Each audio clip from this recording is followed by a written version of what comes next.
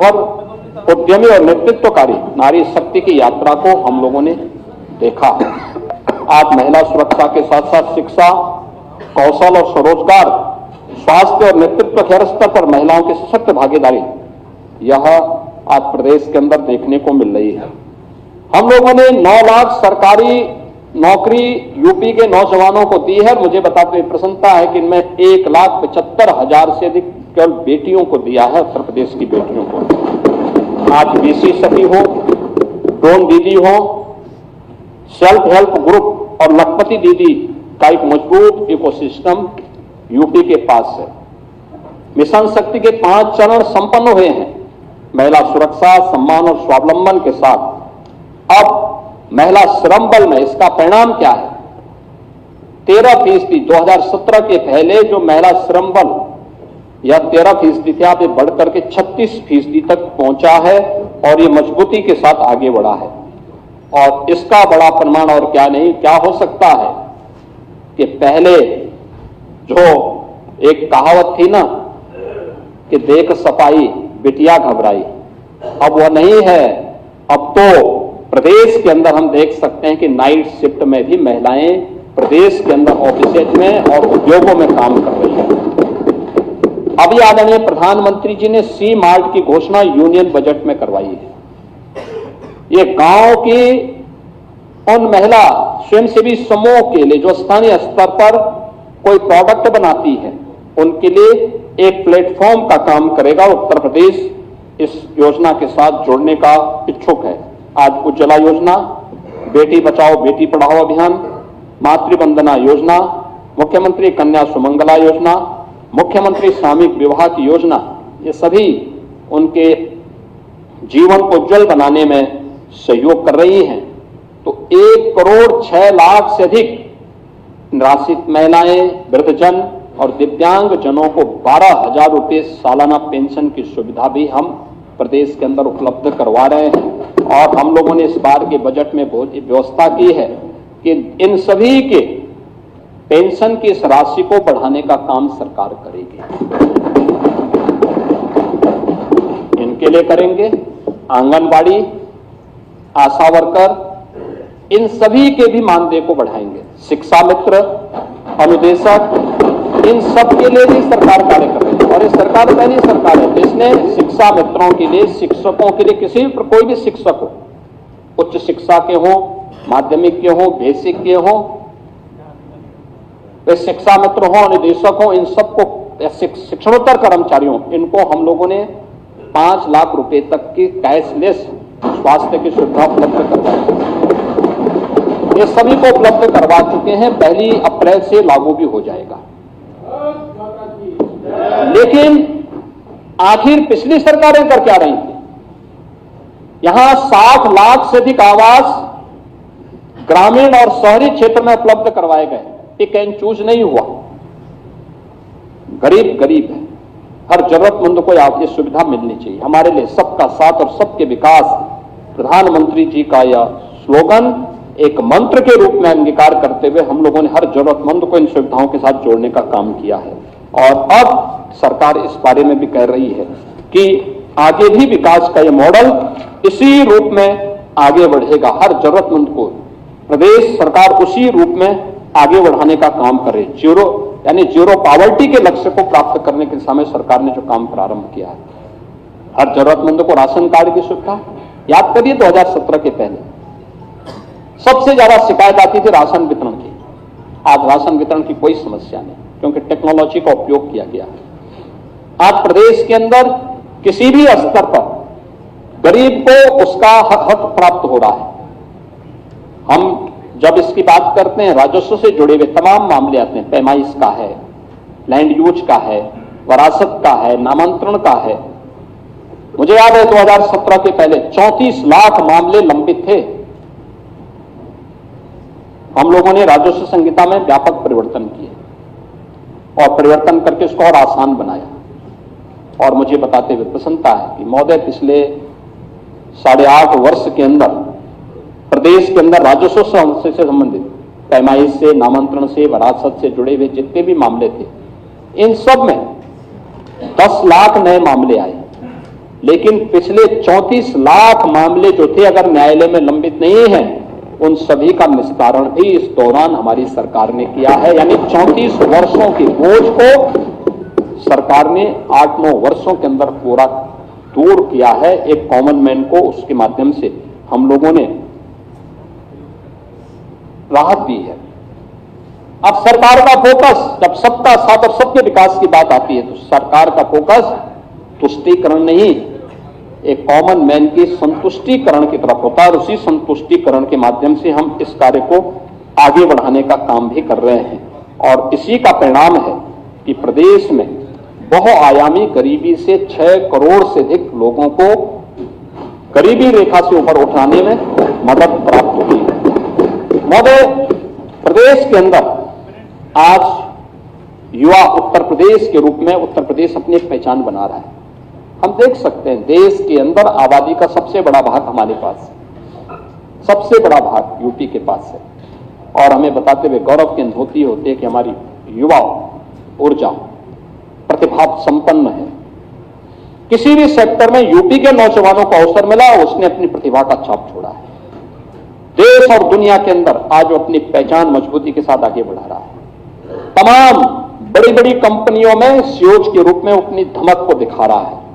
हर एक सेक्टर में उसने अपनी एक पहचान बनाई है और उस पहचान को आगे बढ़ाने के लिए आज उत्तर प्रदेश के युवाओं के लिए उत्तर प्रदेश में यानी 56 से 60% वर्कफोर्स है हमारे यहां यूथ की। ये कार्य कामकाजी है और उसको शिक्षा के साथ कौशल विकास और तकनीक के साथ जोड़ने की कार्रवाई हो रही है। और इसके लिए artificial intelligence, digital technology, defence manufacturing, semiconductor और डाटा साइंस जैसे सेक्टर में भी हम लोगों ने तेजी के साथ इस कार्यक्रम को आगे बढ़ाने का काम किया है। हम सब आभारी हैं आदरणीय प्रधानमंत्री जी के, जिन्होंने कोविड कालखंड में 2020 में देश को एक नई राष्ट्रीय शिक्षा नीति दी है। ये राष्ट्रीय शिक्षा नीति परंपरागत अध्ययन के साथ साथ स्किल डेवलपमेंट पर ध्यान दे रही है और स्किल डेवलपमेंट को उसका पार्ट बना रही है। और प्रदेश के अंदर हम लोगों ने इसी को ध्यान में रख करके आज अपने कार्यक्रम को आगे बढ़ाया है। और मुझे बताते हुए प्रसन्नता है कि जब हम इस बार के बजट में आपने देखा होगा, ये जितने भी इमर्जिंग टेक्नोलॉजी है, इसमें प्रदेश सरकार ने उस पर अपनी कार्रवाई को तेजी के साथ आगे बढ़ाया है। आपने देखा होगा डाटा आज की सबसे बड़ी ताकत बन चुकी है। स्टेट डाटा अथॉरिटी के गठन की कार्रवाई हम लोगों ने बजट में उसका प्रावधान किया है। एआई आज देश का इमर्जिंग सेक्टर है, जिसमें आज मैंने बताया कि 5 दिवसीय एआई इंपैक्ट समिट दिल्ली में आदरणीय प्रधानमंत्री जी के द्वारा आज उद्घाटन किया गया है। और दुनिया भर के राष्ट्राध्यक्ष इस कार्यक्रम में आज दिल्ली में सहभागी कर रहे हैं। यानी इस सेक्टर में कार्य करने की जो सबसे पहली आवश्यकता है वह डाटा सेंटर क्लस्टर की, और डाटा सेंटर क्लस्टर के लिए भी हमने इस बजट में व्यवस्था की है। इसके साथ ही प्रदेश के अंदर इससे जुड़े हुए सेक्टर में हमारी वोकेशनल एजुकेशन हो, टेक्निकल एजुकेशन हो, माध्यमिक शिक्षा के स्तर पर भी हम लोगों ने एआई का बेहतर उपयोग करने के लिए बजट में इस बार प्रावधान किया है। टाटा टेक्नोलॉजीज और सैमसंग के साथ भी हम लोगों ने इस दिशा में कार्य प्रारंभ किया है, तेजी के साथ कार्य प्रारंभ किया है। और प्रदेश के युवाओं के लिए हर युवा उद्यमी बन सके, हर वर्ष 1 लाख युवा उद्यमी बनाने की कार्रवाई सीएम युवा उद्यमी स्कीम के अंतर्गत हम कर रहे हैं, जिसमें मार्जिन मनी के साथ साथ प्रदेश के अंदर उन युवाओं के लिए हम लोगों ने आज के दिन पर गारंटी मुक्त और ब्याज मुक्त उनको लोन देने की व्यवस्था की है। एमएसएमई और ओडीओपी जैसे कार्यक्रम आज इस दिशा में तेजी के साथ आगे बढ़ा रहे हैं। तो यूपी का नौजवान डिजिटली सक्षम बन सके, इसके लिए स्वामी विवेकानंद युवा सशक्तिकरण योजना के अंतर्गत टैबलेट की स्कीम भी प्रदेश के अंदर युवाओं के लिए तेजी के साथ आगे बढ़ी है। महोदय, tourism, hospitality and defence manufacturing में उत्तर प्रदेश ने जो अपनी मजबूत उपस्थिति प्रस्तुत की है, इसके साथ ही प्रदेश के अंदर यानी यूपी आज विभिन्न क्षेत्रों में, मैंने यहां पर पहले यहां बताया है, ऑटोमेशन का है, डाटा आधारित निर्णय एक साथ आगे बढ़ाने के लिए AI, robotics, advance computing, semiconductor, drone, cyber और इलेक्ट्रिक व्हीकल जैसे मजबूत क्षेत्रों में आपने देखा होगा अभी उत्तर प्रदेश में इलेक्ट्रिक व्हीकल मैन्युफैक्चरिंग की पहली यूनिट यहीं लखनऊ में स्थापित हुई है। और ऐसे ही ढेर सारे प्रस्ताव अब यूपी के अंदर आ रहे हैं। अब उत्तर प्रदेश की अपनी एक पहचान बन रही है। स्किल इंडिया के माध्यम से, स्टार्टअप इंडिया के माध्यम से, स्टैंड अप इंडिया के माध्यम से आज उत्तर प्रदेश का युवा तेजी के साथ अपनी एक नई धमक और एक नई पहचान बना रहा है। 20,000 से अधिक स्टार्टअप आज के दिन पे यूपी के अंदर है, 76 इंक्यूबेटर्स हैं, 7 सेंटर ऑफ एक्सीलेंस हैं, 8 यूनिकॉर्न आज प्रदेश की युवा नेतृत्व और इनोवेशन की ताकत प्रदेश के अंदर, देश के अंदर दिखा रहा है। और परिणाम है कि जब युवा स्वावलंबन की ओर अग्रसर होता है, आत्मनिर्भर होता है, तो बेरोजगारी की दर अपने आप ही कम होती है। 2017 के पहले जो प्रदेश के अंदर 19% से अधिक बेरोजगारी दर थी, आज वो घटकर 2.24% तक पहुंची है। खेल इंफ्रास्ट्रक्चर का विकास तेजी के साथ हुआ है, गांव हो या शहर। हम लोगों ने खेल इंफ्रास्ट्रक्चर का विकास किया। हर गांव में खेल का मैदान, हर ब्लॉक स्तर पर मिनी स्टेडियम, हर जनपद में स्टेडियम का निर्माण। मेजर ध्यानचंद जी के नाम पे मेरठ में प्रदेश की पहली स्पोर्ट्स यूनिवर्सिटी। और इस बार बजट में एक नया चीज हम लोगों ने घोषित किया है कि हर डिविजनल हेडक्वार्टर पर हम लोग एक स्पोर्ट्स कॉलेज बनाएंगे और स्पोर्ट्स कॉलेज को सेंटर ऑफ किसी एक गेम के लिए सेंटर ऑफ एक्सीलेंस के रूप में हम विकसित करेंगे, जिससे खेल के क्षेत्र में भी हमारा युवा अपना कैरियर बना सके। 500 से अधिक युवाओं को जिन्होंने ओलंपिक में, एशियाड में, कॉमनवेल्थ में मेडल प्राप्त किए हैं, अब तक हम सरकारी नौकरी उपलब्ध करवा चुके हैं यूपी के अंदर। और 2030 के कॉमनवेल्थ गेम्स अहमदाबाद के लिए और 2036 के ओलंपिक के लिए हम लोगों ने सेंटर ऑफ एक्सीलेंस को विकसित करने की कार्रवाई को भी तेजी के साथ सरकार ने आगे बढ़ाया है। ये उत्तर प्रदेश के अंदर स्पोर्ट्स के सेक्टर में भी उत्तर प्रदेश तेजी के साथ अपनी उपस्थिति दर्ज किया है और उत्तर प्रदेश की यह पहचान उत्तर प्रदेश को आगे बढ़ा रही है। महोदय, आज इलेक्ट्रिक व्हीकल के बाजार में उत्तर प्रदेश की एक मजबूत धमक हुई है। यानी अगर हम आज के दिन पे देखेंगे तो कुल जितना भी इलेक्ट्रिक व्हीकल देश के अंदर खरीदे जा रहे हैं उनमें से 19% से अधिक हिस्सा यूपी का है। तिपहिया वाहनों में 40% से अधिक भागीदारी यूपी की है। फेम 1 और फेम 2 की प्रमुख लाभार्थी यूपी है। एक्सप्रेस कॉरिडोर पर और चार्जिंग स्टेशन की स्थापना और 700 अधिक इलेक्ट्रिक बसेज का संचालन यूपी के अंदर है। हम लोगों ने उत्तर प्रदेश के अंदर अपने संस्थानों में ये सभी कार्य आगे बढ़ाने का काम भी किया है। महोदय, मुझे जब यहां पे समाजवादी पार्टी विकास की बात करती है और इस सरकार की विकास की योजनाओं पर या बजट पे टिप्पणी करती है, हमें हंसी आती है।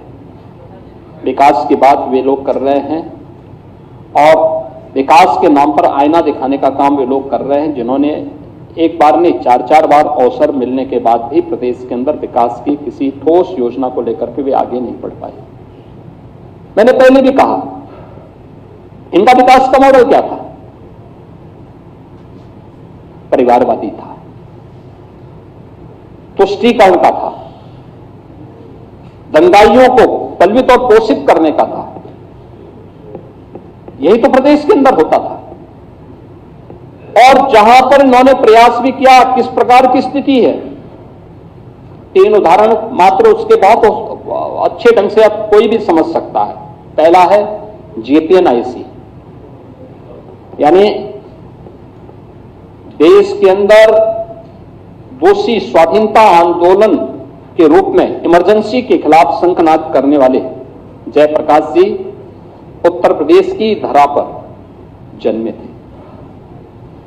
और यह हमारी सरकार को इस बात पर गौरव की अनुभूति होती है कि जेपी की अंतिम इच्छा का सम्मान हमारी सरकार ने किया है। उनकी जन्मभूमि पर हॉस्पिटल निर्माण के साथ साथ बेहतर कनेक्टिविटी के लिए जो उनकी इच्छा थी, जेपी के नाम पर राजनीति करने वाले नहीं कर पाए, लेकिन हमारी सरकार ने किया है। और मुझे इस बात का गौरव की अनुभूति होती है कि मुझे 2-2 बार उस जन्मभूमि में जाने का अवसर प्राप्त हुआ। लेकिन जेपी के नाम पे जेपीएनआईसी कुल डीपीआर बनती है 200 करोड़ की, यानी विस्तृत परियोजना रिपोर्ट बनती है 200 करोड़ की। 800 करोड़ खर्च हो गए और तब भी अधूरा। ये इनका डेवलपमेंट का मॉडल है। गोमती रिवर फ्रंट कुल 300 करोड़ रुपए की परियोजना, खर्च हो गए 1400 करोड़ और तब भी अधूरा। पूर्वांचल एक्सप्रेसवे अलाइनमेंट तय किए लेकिन लैंड नहीं ली, टेंडर अवार्ड हो गए, ये इल्लीगल है। किसी भी प्रोजेक्ट में जब तक आपके पास 80% लैंड नहीं आ जाती तब तक आप टेंडर की कार्रवाई को आगे नहीं बढ़ा सकते, लेकिन यहां पे इल्लीगल तरीके से किए गए। और किस रूप में इसको बढ़ाया गया? टेंडर अवार्ड हो गए। टेंडर अवार्ड होने पर जो प्रोजेक्ट बना, जो डीपीआर उनकी बनी, वह 15,200 करोड़ रुपए की बनी। 15,200 करोड़ रुपए का टेंडर, 110 मीटर चौड़ा बनना था एक्सप्रेसवे को, 390 किलोमीटर लंबा बनना था।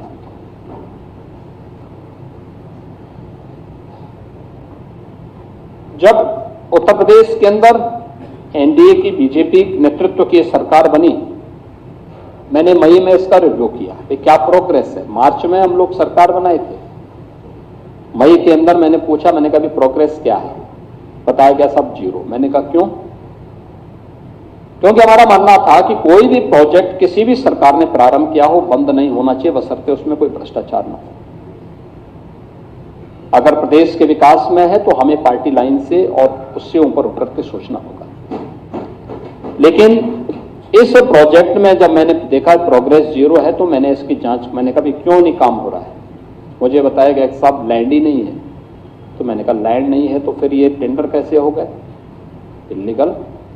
हमने उसको कैंसिल करवाया। लैंड के अलाइनमेंट के थोड़ा चेंज करते हुए हम लोगों ने कहा कि भाई लैंड एक्वायर किया जाए। लैंड एक्वायर किया गया।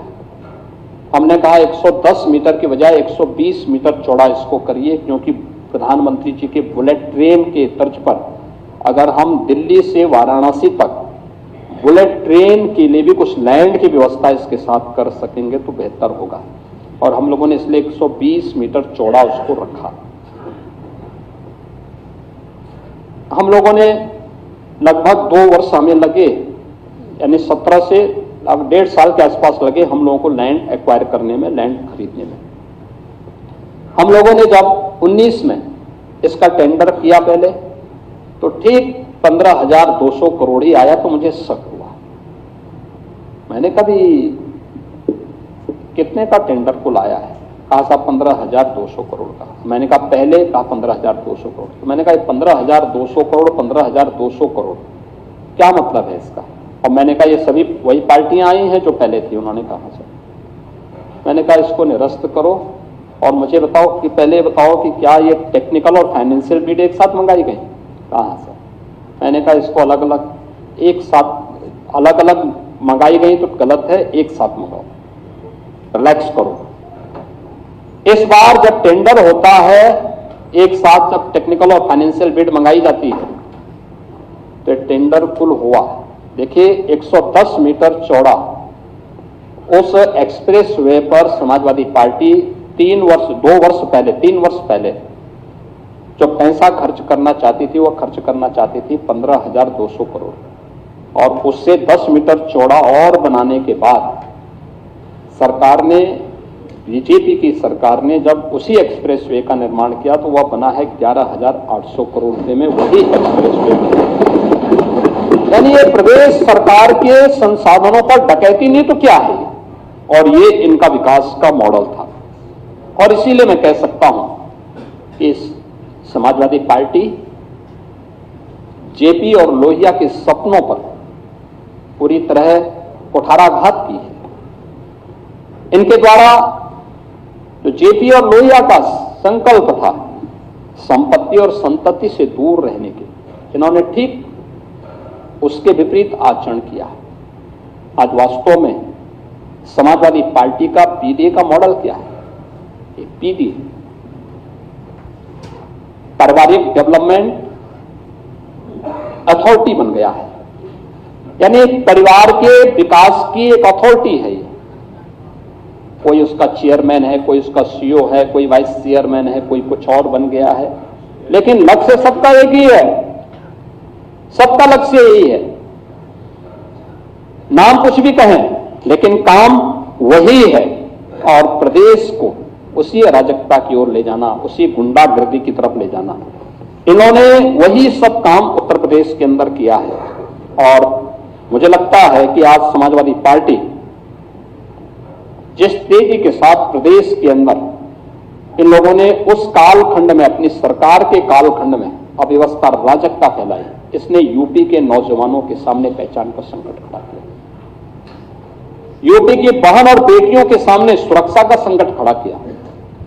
अन्नदाता किसान को आत्महत्या करने के लिए मजबूर किया। व्यापारी और उद्यमियों को प्रदेश छोड़ने के लिए मजबूर किया।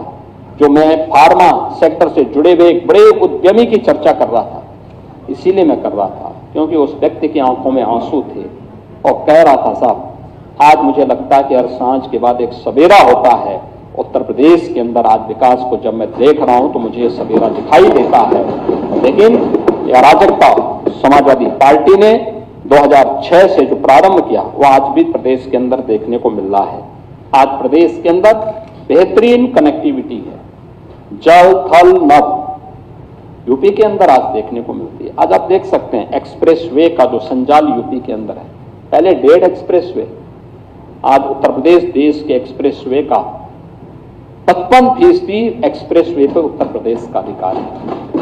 देश का सबसे बड़ा रेल नेटवर्क हमारे पास है, और अभी तो देश की पहली, यानी देश उत्तर भारत का पहला सेमी कंडक्टर फेम यूनिट का आधारशिला आदरणीय प्रधानमंत्री जी 21 फरवरी को गौतम बुद्ध नगर जनपद में रखने जा रहे हैं, और देश की पहली रैपिड रेल का उद्घाटन भी आदरणीय प्रधानमंत्री जी 22 फरवरी को करने जा रहे हैं। यानी अब यूपी उस पहचान को किस रूप में आगे बढ़ा रहा है। याद करिए ना, 17 के पहले मेरठ से दिल्ली की दूरी तय होती थी, कितना समय लगता था? 3 घंटे। आज 12 लेन 5 से 6 घंटे लगते थे। जाम नदी बन चुकी थी, और उसमें भी सुरक्षा नहीं।